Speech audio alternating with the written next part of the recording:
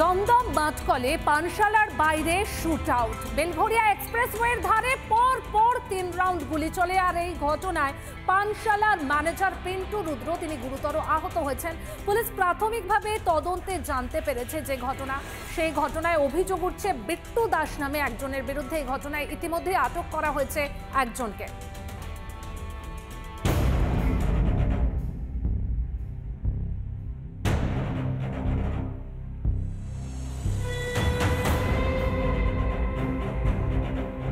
দমদমে shoot out.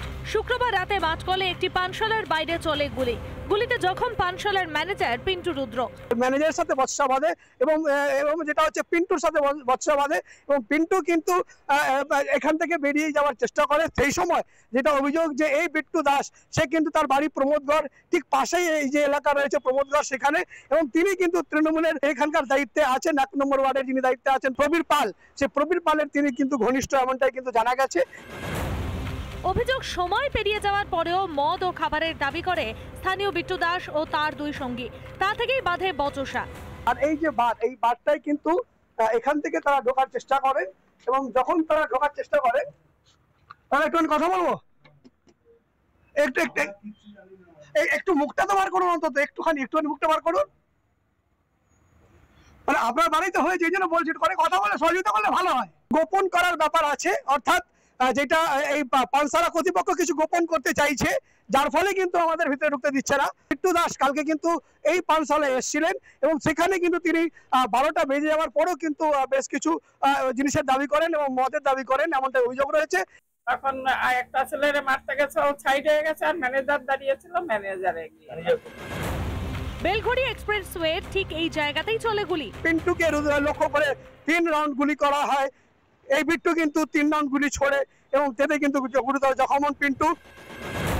বাইপাসের ধারে একটি বেসরকারি হাসপাতালে চিকিৎসাধীন পিন্টু রুদ্র। এই ঘটনায় একজনকে আটক করেছে দমদম থানার পুলিশ।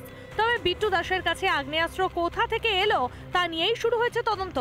আনন্দমোহন ঝায়ের রিপোর্ট, রিপাবলিক বাংলা। মহেশতলায় দুষ্কৃতী তাণ্ডবের জেরে অপসারিত আইসি, এরই পাশাপাশি এসডিপিও তাকেও কিন্তু সরিয়ে দেওয়া হয়েছে। আর ইতিমধ্যেই ছন্দে ফেরার চেষ্টা করছে মহেশতলার সেখানকার আকরা বাজারে বিভিন্ন দোকান খোলা হয়েছে, তবে এখনো থমথমে গোটা এলাকা।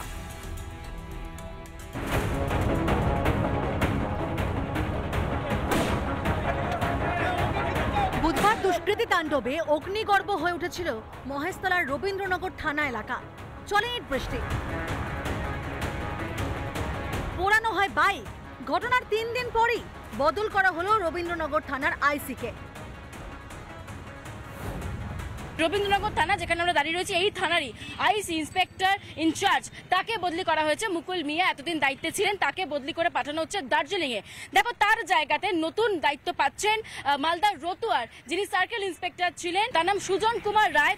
সরানো হয়েছে মহেশতলার এসডিপিও কামারুজ্জামান মোল্লাকেও। বদলি করা হয়েছে স্টেট আর্মড পুলিশ 3য় ব্যাটালিয়নের সহকারী কমান্ড্যান্ট পদে। মহেশতলার নতুন এসডিপিও হয়েছেন সৈয়দ রেজাউল কবির। আকরা ফটক বাজারে দোকান পসরি খুলেছে, কিন্তু সেইভাবে যেভাবে বাজারের মধ্যে ভিড় দেখা যায় ক্রেতাদের, সেইভাবে কিন্তু ক্রেতাদের ভিড় চোখে পড়ছে না। সত্যি এরকম একটা ঘটনা ঘটেছে, তো এখন সেরকম অনুযায়ী বাজারের লোক সেরকম একটা ঢুকছে না, আসছে না। আস্তে আস্তে আমার আশা করা যায় যে বাজারটা পরিস্থিতি স্বাভাবিক হয়ে যাবে। আতঙ্কার থাকলো কোথায়? আপনি তো সবই দেখছেন ঘুরে ঘাট, মানুষ আতঙ্ক তো আছে, মানুষের কেউ খরিদ্দার নেই, এ নেই, কখন কি হবে সেটা অবশ্য নেই, প্রশাসনের ভয়ে আসছে না। ঘটনার 3 দিন পার, আতঙ্কের চোরা স্রোত বইছে মহেশতলায়।